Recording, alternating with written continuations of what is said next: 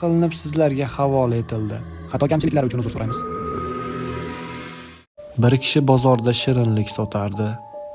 U ochko'z edi, har bir tiyinni hisoblar edi. Bolalar uning do'koni oldida to'planib, bitta konfet so'raganida juda ham g'azablanardi. Keyin bolalar uning do'koniga yugurib, gaplar bilan chalg'itishdi. Qolgan bolalar esa shirinliklarni o'g'irlashdi. U birdaniga hammasini kuzatishga ulgurmasdi. U qo'llarini silkitib bolalarning orqasidan quvlar edi, lekin hammasini tutishga ulgurmasdi. U hech narsa qila olmagani uchun juda g'azablangan edi. Kechqurun do'konni yopayotganida unga uzun paltoli bir chol yaqinlashdi.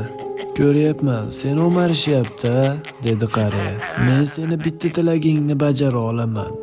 U hatto hayron ham bo'lmadi.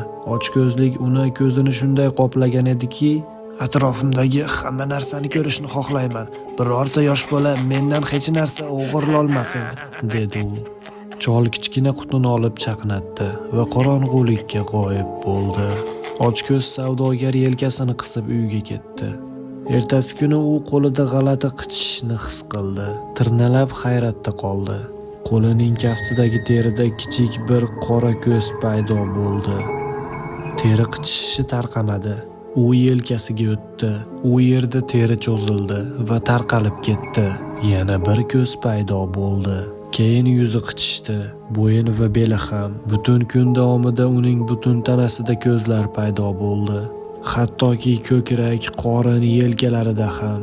U qo'rquvdan kiyimlarini yirtdi, lekin bu foyda bermadi. U hattoki bu dahshatni hech kim ko'rmasligi uchun qalinroq kiyimlar bilan berkinmoqchi bo'ldi. Lekin kiyimlar nozik ko'zlarga tegib chidab bo'lmas darajada og'riq berardi. U ortga yurayotganida qoqilib yiqilib tushdi. U to'g'ridan to'g'ri orqasini qoplagan ko'zlari bilan tushdi.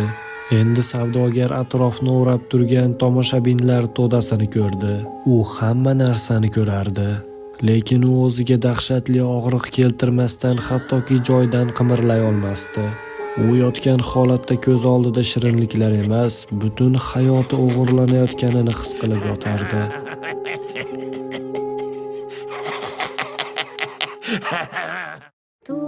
Kanalimizga obuna bo'ling. Bizda sizlar uchun dahshat